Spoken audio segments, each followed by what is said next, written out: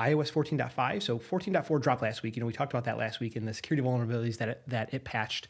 But 14.5 dropped to developers this week, and there's an interesting new feature that Apple's putting in there, and it gives you the ability to unlock your iPhone when you're wearing a mask. Hallelujah. I can't tell you how long I have been waiting for this, Holden.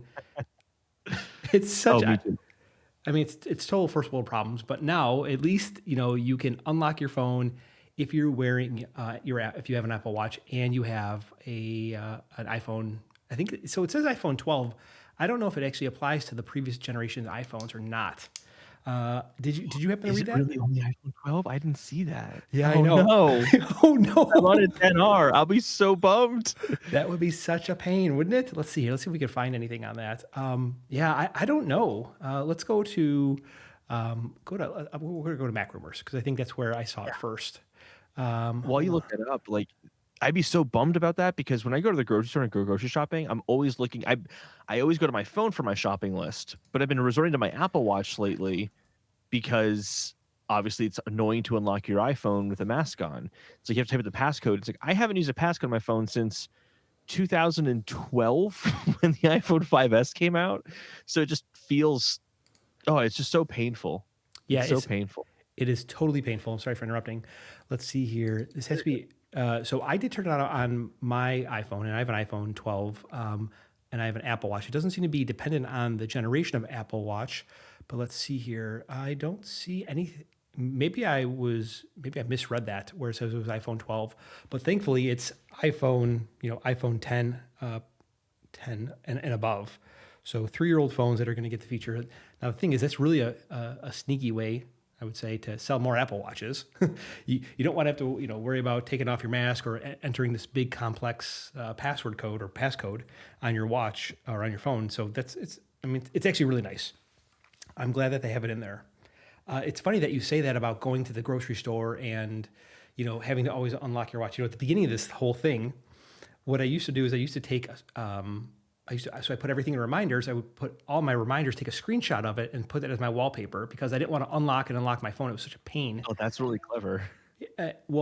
Now the thing is, before you weren't able to print reminders or print notes from on your iPhone, but actually now in iOS 14.5 in the beta, they did add that as well, which thankfully you can now select the print. I used to have to, take a screenshot, go into Photos, and print that, opposed to just doing the print dialog from inside of reminders or notes. So that's actually very helpful. Yeah, so hopefully that will be soon. Now, this is the first beta. They probably have 4 weeks of betas, 5 weeks of betas, or 5 betas.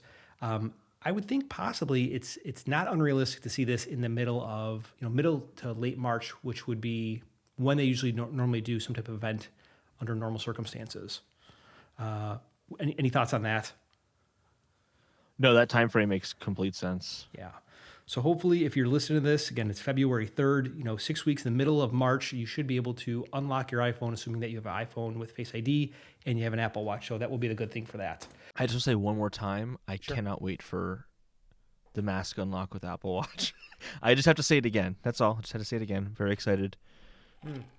Did we get an answer on if it works in anything but an iPhone 12? It doesn't, I thought I read one article that said iPhone 12, which is why I mentioned it, but I don't see that mentioned anywhere else. I don't see that Mac Rumors, at least, and this is from Monday when it came out. Let's see here. This features enable manually. Things like App Store purchase payments will not be able to authenticate. Oh, this is interesting. So the feature needs to be enabled manually to go ahead and turn it on. So you go into settings, you go into Face ID and passcode to turn it on, and you cannot use the App Store or Apple Pay to be authenticated with Face ID and Apple Watch. You still need to use the full Face ID authentication and password for some actions. So that is interesting. Okay, that is interesting. Yeah, I was gonna say Apple Pay would have been exciting too, but I'm fine doing Apple Pay on my watch instead. That's very easy to do. That's actually that's very easy. I sometimes don't I forget about it where I go to use Apple Pay and I'm like, oh, here, let me take my mask off to use. I'm like, oh wait, no, I can just do it on my watch. It's much simpler. So I don't know, I just don't have that behavior of always using my watch or going to my watch first to do that. Oops. Yeah, same here. Same here. Same. It just feels weird to slap your wrist against a card machine, like whatever it's called. Yeah, the card reader. You're like, and you're like this weird Card motion. reader, You're like, ugh. Yeah. For those of you who are is the li- screen listening and even not watching, on and at the like card anymore? Like I can't even see it. Holden's great. So if you guys like these type of clips, I'll go ahead and continue to post them here on the channel. Now, if you want to watch the podcast live in its entirety, we do live broadcasts every Wednesday night, 8 p.m. Eastern time. I'll put a link down to that channel in the video description where if you want to subscribe, you can. I would appreciate it. Otherwise, I'll talk to you guys in the next video.